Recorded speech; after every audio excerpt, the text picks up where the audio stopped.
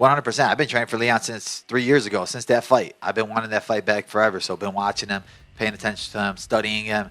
And like you said, I was just weighed in as a backup for him and Kobe. And we weren't really training for Kobe. It was all just a camp for Leon. So it's basically one guy we trained for the last year and a half, 2 years. And, yeah, we got dialed in.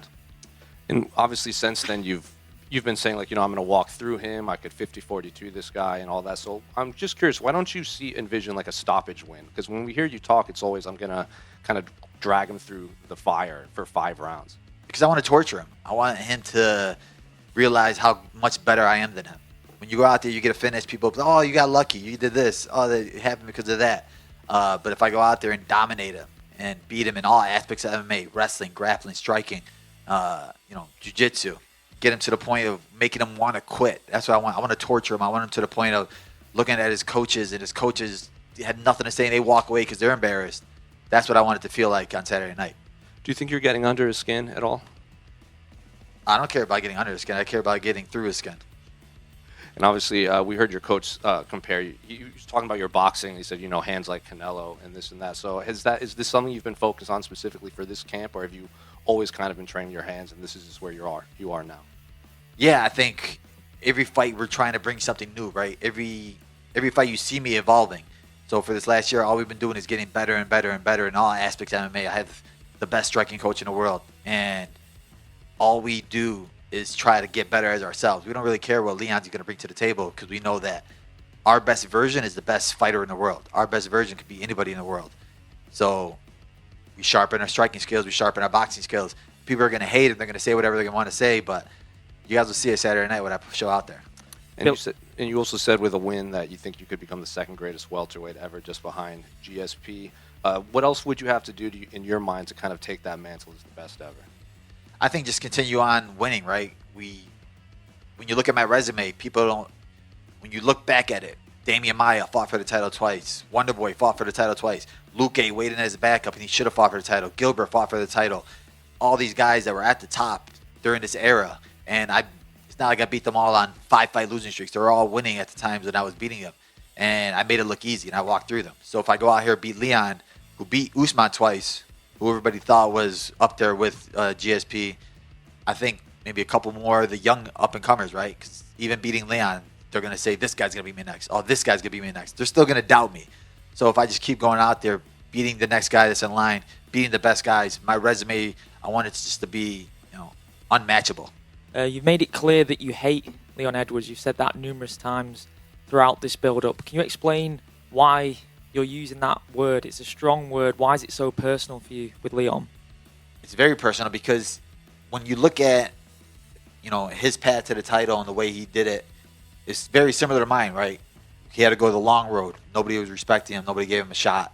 And then I took a fight on short notice against him. And he committed the foul. He injured me. And the fight got stopped because of that. So, there was a lot of, on my end, it was like my first main event. This is supposed to be my spot, my time to shine, this, and this. And it was like taken from me by him. And he wouldn't give me another shot. And then he tried to just play it off like, oh, I would have won anyway. I would have did this anyway.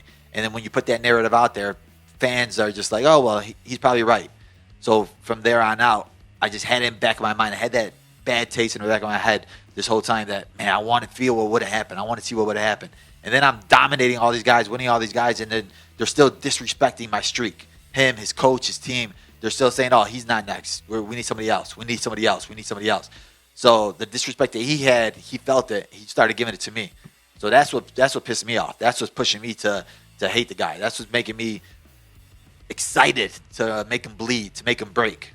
You mentioned how your team has compared your boxing and your striking to Canelo. Do you feel like Leon and the UK fans are really underestimating your stand-up and are going to be surprised on Saturday night? Man, I really hope he is underestimating it. I've been underestimated my last 5 fights, and not one of those fights has been a close fight. Not one of those fights has been a hard fight. They've all been easy. And I said that Leon's going to be my easiest fight. So what does that tell you? The fans, the people, that they could say whatever they want to say. They could doubt me. But my team, my family, they know how hard I work. They know what we do in the gym. They know what we're doing behind closed doors. And those are the only opinions that really matter to me. How is it having Khabib supporting you as well? Because you mentioned that he's helped with the game plan for this one. I mean, it's always amazing, right? For a guy that I consider the Michael Jordan of the sport, the GOAT of the sport, to like message me and ask me how I'm doing fight week, and I'm just like, bro, why you're messaging me? It's surreal still, but it's always cool. It's not like humbling, but it's just like amazing to see where we are now. Like my coach always tells me, enjoy the journey. Think of where we started, where we were, and when I always go back to like the Facebook memories when you get those in your Facebook, and it's like 10 years ago, 12 years ago, where you were wishing for even being close to where you are now. So it's just being grateful for the journey and grateful for all the people in my life that actually want to see me win, like genuinely out of their heart. They want to just see me succeed, and they don't want nothing from it. Final one for me. Is that a tricky situation, though? Because Islam has made it very clear he wants to move up, and he's supported by Khabib. That would be two guys supported by Khabib. Be a tough spot for him in the middle, wouldn't it, if that was to happen? I mean, I would never fight Islam. He's my brother. So I think for myself, like I said, maybe there's 2 or 3 guys that are next in line after this fight that I think I win, and then I have a chance to move up to middleweight. So I'm never really looking that far ahead, but I think that he still got some fighters to fight. I still got some fighters to fight, and then we both can move up. Belal, down here to your left. You mentioned obviously your deep-rooted hatred of Leon. We've seen fighters go into fights before with such hatred towards somebody, and it's affected their game plan. How are you gonna make sure that doesn't happen to you? I think it helps me because the last 5 or 6 fighters I've had, a lot of them were nice guys, like Wonder Boy, Maya, even Gilbert Burns, Luke. They're all nice, and you're trying to figure out ways to, fuel yourself. The Sean Brady fight, I fueled myself because he was talking trash. I was doubted so much in that fight. They said he was going to walk through me, and then that fuel made me go out there with a chip on my shoulder. That's the same fuel that's bringing this fight, but it's even more now. And previously when I'd spoken to you, were kind of bothered by Leon's lack of fight promotion. Now he's done some media. Do you feel like he's promoting the fight a little bit better, or do you still feel that way? I mean, he's not really doing media. He's whispering, right? He just looks stupid. I'd rather have his coach talk, because his coach was talking trash yesterday. So it'll be a funner build-up talking with that little gremlin. Yeah, speaking of that, that's the run in the elevator, right? What could you tell us about that? I just heard like a little short freaking midget screaming something, and I was like, what the heck was that? And I saw it, and it ended up being his coach in front. But Leon and his team, they didn't say nothing. His brother was trying to give me a dirty look, but he didn't know I was sizing him up for after the cage. If he ends up hopping in the cage, wanted to do something. So you didn't talk to Leon at all in that interaction? No, it was mostly just his coach.